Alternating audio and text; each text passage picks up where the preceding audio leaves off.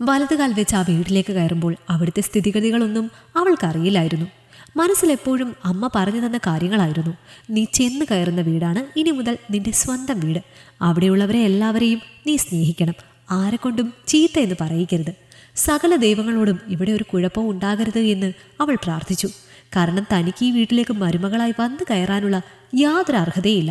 ചെറുപ്പത്തിലെ അച്ഛൻ നഷ്ടപ്പെട്ട തന്നെ നോക്കി വളർത്തിയത് അമ്മയാണ്. അന്യൻ്റെ വീട്ടിൽ പാത്രം കഴുകിയും മുറ്റമടിച്ചു കൊടുത്തും കിട്ടുന്ന തുച്ഛമായ വരുമാനമായിരുന്നു ഞങ്ങൾക്ക് ആകെ ഉണ്ടായിരുന്നത്. എങ്ങനെയെങ്കിലും അമ്മ എൻ്റെ ആവശ്യങ്ങളെല്ലാം നിറവേറ്റി തന്നിരുന്നു. എന്നും പറയായിരുന്നു, എൻ്റെ മോളെ കല്യാണം കഴിച്ചു കൊണ്ടുപോകാൻ ഒരു രാജകുമാരൻ വരുമെന്ന്. അതുപോലെ തന്നെ സംഭവിച്ചു. അപ്രതീക്ഷിതമായി ഒരു വിവാഹ ചടങ്ങിൽ വെച്ചാണ് ദീപക്കേട്ടൻ എന്നെ കാണുന്നത്. കണ്ടിഷ്ടമായി. പെണ്ണന്വേഷിച്ച് വന്നപ്പോഴാണ് ദീപക്കേട്ടന് KSEBയിലാണ് ജോലിയെന്ന് ഞങ്ങൾ അറിയുന്നത്. അതോടെ ഈ വിവാഹാലോചന അവിടെ വെച്ച് നിൽക്കുമെന്നാണ് കരുതിയത്. ദീപക്കേട്ടൻ്റെ അച്ഛൻ റിട്ടയർഡ് പോലീസുകാരനാണ്. ഏട്ടൻ ബാങ്കിൽ, ഏട്ടത്തിയമ്മ അടുത്തുള്ള ഒരു സ്കൂളിൽ ടീച്ചർ. പെങ്ങളെ കല്യാണം കഴിച്ചിരിക്കുന്നത് വലിയൊരു പണക്കാരൻ. അങ്ങനെയുള്ള ഒരു വീട്ടിലേക്ക് അത്താഴപ്പട്ടിണിക്കാരിയായ എന്നെ കൊണ്ടുപോകേണ്ട യാതൊരു കാര്യവുമില്ലല്ലോ. ഈ വിവാഹം സ്വപ്നം പോലും കാണാൻ യോഗ്യതയില്ല എന്ന് കരുതി മനഃപൂർവ്വം മറന്നു കളഞ്ഞു. എന്നാൽ എന്നെയും അമ്മയെയും അത്ഭുതപ്പെടുത്തിക്കൊണ്ടാണ് ദീപക്കേട്ടൻ അവർക്ക് പെൺകുട്ടിയെ ഇഷ്ടമായി എന്ന് അവിടെ നിന്ന് ആരൊക്കെയാണ് വരുന്നത് എന്ന് വെച്ചാൽ ചെക്കൻ്റെ വീട് കാണാൻ വന്നോളാനും പറഞ്ഞത്. അത് കേട്ടതും അമ്മ നിലത്തൊന്നും ആയിരുന്നില്ല. അമ്മ പറഞ്ഞു തരാറുള്ള കഥകളിലെ രാജകുമാരൻ തന്നെയാണ് വന്നിരിക്കുന്നത് എന്ന് എനിക്കും തോന്നി. അവരുടെ ഭാഗത്തു നിന്ന് പിന്നെ ഇങ്ങോട്ട് ആരും വരാനൊന്നും നിന്നില്ല. ഇവിടെയുള്ളവർ അവരുടെ വീട്ടിലേക്ക് ചെന്നു. 2 നില വലിയ മാളിക പോലത്തെ വീട്. ഇവിടെയുള്ള പലർക്കും അസൂയയായിരുന്നു. ചിലർക്ക് അച്ഛനില്ലാത്ത കുട്ടിക്ക് ഇങ്ങനെ ഒരു സൗഭാഗ്യം വന്നതിൽ സന്തോഷവും. എന്തായാലും അമ്മ ഭയങ്കര സന്തോഷത്തിലായിരുന്നു. എനിക്കത് മതിയായിരുന്നു. എങ്കിലും ചെറിയ ഭയം ഉണ്ടായിരുന്നു. ഇത്രയും വലിയ വീട്ടിലേക്ക് കയറി ചെല്ലുമ്പോൾ എന്തായിരിക്കും അവരുടെ എല്ലാ മനോഭാവം എന്നതിനെക്കുറിച്ച് ആലോചിച്ച് വല്ലാത്ത ടെൻഷനായിരുന്നു എനിക്ക്. എന്നാൽ എൻ്റെ എല്ലാ ടെൻഷനെയും ദൂരീകരിക്കുന്ന വിധത്തിലാണ് ദീപക്കേട്ടൻ ഫോൺ ചെയ്യാൻ തുടങ്ങിയപ്പോൾ സംസാരിച്ചത്. എന്നേക്കാൾ നല്ല പെൺകുട്ടിയെ കിട്ടുമെന്ന് പറഞ്ഞപ്പോൾ തന്നെ കേട്ടല്ലോ. തന്നെ കണ്ടത് മുതൽ എനിക്കിഷ്ടമായി എൻ്റെ ഭാര്യയായി വരുന്നെങ്കിൽ എന്ന് ഞാൻ ആഗ്രഹിച്ചു എന്നെല്ലാം പറഞ്ഞപ്പോൾ എത്രയും പെട്ടെന്ന് ആ പറഞ്ഞതുപോലെ ഏട്ടൻ്റെ ഭാര്യയാകാൻ ഞാനും ആഗ്രഹിച്ചു. എന്നാൽ കഥകളിലെ പോലെയല്ല ജീവിതമെന്ന് അവരുടെ വീട്ടിലേക്ക് എത്തിയപ്പോൾ തിരിച്ചറിയുകയായിരുന്നു. പഠിപ്പുകാരിയായ പണക്കാരിയായ മൂത്ത മരുമകളുടെ മുന്നിൽ ഞാൻ ഒന്നുമല്ലായിരുന്നു. അവിടുത്തെ അച്ഛൻ പക്ഷാഭേദമൊന്നും കാണിക്കില്ല. എങ്കിലും അമ്മയ്ക്കും പെങ്ങൾക്കും അത് ആവോളം ഉണ്ടായിരുന്നു. ഏട്ടത്തി എൻ്റെ മുന്നിൽ വെച്ച് തന്നെ വാനോളം പുകഴ്ത്തി. എന്നെ അവർ ജോലി ചെയ്യാനായി നിയമിച്ചു. അല്ലെങ്കിലും 100 പവൻ കൊണ്ടുവന്ന അവർ എവിടെ? 10 പവൻ തികച്ചെടുക്കാനില്ലാത്ത ഞാനെവിടെ? എൻ്റെ പോരായ്മകൾ മനസ്സിലാക്കി ഞാൻ സ്വയം ഒതുങ്ങി. അവർ പറയുന്നത് പോലെ കുത്തുവാക്കും സഹിച്ചു നിന്നു. എൻ്റെ ഇല്ലായ്മ എനിക്കറിയാമായിരുന്നു. അവരുടെ മുന്നിൽ ഞാൻ ഒന്നുമല്ല എന്ന് മനസ്സിലാക്കിക്കൊണ്ട് തന്നെ ഞാൻ സ്വയം ഒതുങ്ങി. അമ്മായിയമ്മ വളരെ നല്ല ഒരു അഭിനേത്രിയായിരുന്നു. ദീപക്കേട്ടൻ വന്നാൽ എന്നോട് വല്ലാത്ത സ്നേഹം അഭിനയിക്കും. അതാണ് അമ്മയുടെ എപ്പോഴത്തെയും എന്നോടുള്ള മനോഭാവം എന്ന് ആ പാവം തെറ്റിദ്ധരിച്ചു. ഞാനായിട്ട് തിരുത്താനും പോയില്ല. വെറുതെ എന്തിനാണ് ജോലിക്ക് പോകുന്ന ആളുടെ മനസ്സ് വിഷമിപ്പിക്കുന്നത് എന്ന് ഞാൻ കരുതി. അല്ലെങ്കിൽ തന്നെ ആരെക്കുറിച്ചാണ് എനിക്ക് പരാതി പറയാനുള്ളത്? ദീപക്കേട്ടൻ്റെ സ്വന്തം അമ്മയെക്കുറിച്ച്.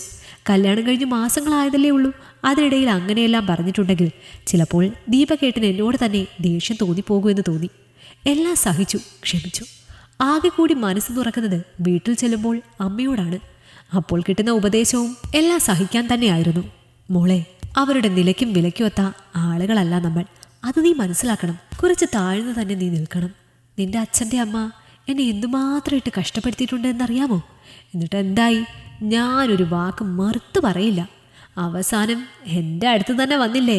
ഈ തിണ്ണയിൽ കിടന്നാണ് അവർ മരിച്ചത്. അതിനു മുമ്പ് എന്നോട് ചെയ്ത തെറ്റിനെല്ലാം അവർ പശ്ചാത്തപിച്ചിട്ടുമുണ്ട്. അതുപോലെ നിന്റെ കാര്യത്തിലും സംഭവിക്കും.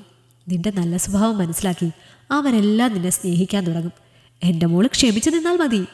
അത് കേട്ടെല്ലാം സ്വയം സഹിച്ചു നിന്നു. എന്നാൽ സഹിക്കാൻ കഴിയാത്ത കാര്യങ്ങളാണ് പിന്നീട് നടന്നത്. ഞാൻ ഗർഭിണിയാണ് എന്നറിഞ്ഞു. അവരുടെ മകൾക്കും മരുമകൾക്കും ഇല്ലാത്ത സൗഭാഗ്യം ഇപ്പോൾ കയറി വന്ന എനിക്കുണ്ടായതിൽ അവർ വല്ലാത്ത അസ്വസ്ഥതയിലായിരുന്നു. അതേ, നിങ്ങൾക്കിപ്പോൾ കുഞ്ഞുണ്ടായാൽ ശരിയാവില്ല. നിന്റെ ഏട്ടത്തിക്കും നാത്തൂനും അത് വലിയ സങ്കടമാവും. അവരുടെയൊക്കെ കല്യാണം കഴിഞ്ഞ് വർഷങ്ങളായി. ഇതുവരെ ഒരു കുഞ്ഞിക്കാല് കാണാൻ കഴിഞ്ഞിട്ടില്ല. അപ്പോൾ ഇന്നലെ കയറി വന്ന നിനക്കൊരു കുട്ടി ഉണ്ടായാൽ അവർക്ക് എന്തുമാത്രം സങ്കടം വരും? ദീപക്കൊന്നും അറിഞ്ഞിട്ടില്ല. അതുകൊണ്ട് നമുക്കിത് ഗവൺമെൻറ് ആശുപത്രിയിൽ പോയി എങ്ങനെയെങ്കിലും അങ്ങ് കളയാം. ഞെട്ടലോടെയാണ് ഞാൻ അവരുടെ വാക്കുകൾ കേട്ടത്. സ്വന്തം മകൾക്കും മകനും കുട്ടിയില്ല, അപ്പോൾ പിന്നെ ഇളയ മകൻ്റെ കുട്ടിയെങ്കിലും കൊഞ്ചിക്കുക എന്നല്ലേ ഒരു മുത്തശ്ശി കരുതുക. എന്നാൽ അപ്പോഴും അവർ പുറത്തേക്ക് വിഷമാണ് തുപ്പുന്നത്. എനിക്കാകെ മടുത്തു പോയിരുന്നു. എല്ലാം ദീപക്കേട്ടനോട് തുറന്നു പറയാൻ തന്നെ ഞാൻ തീരുമാനിച്ചു. ദീപക്കേട്ടൻ എൻ്റെ കൂടെ നിന്നില്ല എന്ന് വരും, എങ്കിലും സാരമില്ല, ഈ കുഞ്ഞിനെ പ്രസവിച്ച് വളർത്തുമെന്നത് എൻ്റെ സ്വപ്നമായിരുന്നു. അന്ന് ദീപക്കേട്ടൻ വന്നപ്പോൾ അവിടെ ഞാൻ അനുഭവിക്കുന്ന എല്ലാ കാര്യങ്ങളും തുറന്നു പറഞ്ഞു. അമ്മ എന്നോട് ആവശ്യപ്പെട്ട കാര്യവും. ഞാൻ ഗർഭിണിയാണ് എന്ന കാര്യം ദീപക്കേട്ടൻ അറിയണ്ട എന്നും അമ്മ എന്നെ ചട്ടം കെട്ടിയിരുന്നു. എന്നാൽ എല്ലാം തുറന്നു പറഞ്ഞപ്പോൾ ദീപക്കേട്ടൻ ദേഷ്യത്തോടെ അമ്മയോടെല്ലാം ചോദിച്ചു. അതോടെ ഞാൻ തലയണ മന്ത്രക്കാരിയായി. ദീപക്കേട്ടൻ്റെ മുന്നിൽ വെച്ച് അമ്മ എന്നെ അടിക്കാൻ കയ്യോങ്ങി. കുടുംബം കലക്കാൻ ശ്രമിക്കുകയാണ് എന്ന് ആരോപിച്ചു. എന്നാൽ ദീപക്കേട്ടൻ എൻ്റെ ദേഹത്ത് അടികൊള്ളാതെ നോക്കി. അടുത്ത നിമിഷം തന്നെ എന്നെയും കൂട്ടി ഇറങ്ങി. നേരെ ഞങ്ങൾ പോയത് എൻ്റെ വീട്ടിലേക്കാണ്. പിന്നീടൊരു വാടക വീട്ടിലേക്ക് മാറാമെന്ന് ആദ്യം കരുതിയെങ്കിലും ഈ സമയത്ത് എനിക്ക് അമ്മയുടെ പരിചരണം ആവശ്യമുണ്ട് എന്നതുകൊണ്ട് അവിടേക്ക് ചെന്നു. ആദ്യം തന്നെ എൻ്റെ അമ്മയോട് ഇനി ജോലിക്ക് പോകരുത് എന്ന് ഏട്ടൻ പറഞ്ഞു. അവിടുത്തെ കാര്യങ്ങളെല്ലാം ഏറ്റെടുത്ത് വീടൊന്ന് നന്നാക്കി പുതുക്കി പണിതു. അത്യാവശ്യം സൗകര്യത്തോടെയുള്ള ഒരു വലിയ വീടാക്കി അതിനെ മാറ്റി. ഞങ്ങളുടെ മോള് കൂടി വന്നപ്പോൾ ഇതൊരു സ്വർഗം തന്നെയായി മാറി. ഇപ്പോൾ തോന്നും എല്ലാം ആദ്യമേ തുറന്നു പറയാമായിരുന്നു എന്ന്. അങ്ങനെയാണെങ്കിൽ എനിക്ക് ഇത്രയും സഹിക്കേണ്ടി വരില്ലായിരുന്നു. എല്ലാത്തിനും അതിൻ്റേതായ സമയമുണ്ട് എന്ന് അപ്പോൾ ഞാനങ്ങ് ആശ്വസിക്കും. ഈ കഥ നിങ്ങൾക്കിഷ്ടമായെങ്കിൽ ലൈക്ക് ചെയ്യൂ. നിങ്ങളുടെ അഭിപ്രായങ്ങൾ കമന്റായി രേഖപ്പെടുത്തൂ. കൂടുതൽ കഥകൾ കേൾക്കാൻ ഈ ചാനൽ സബ്സ്ക്രൈബ് ചെയ്യൂ.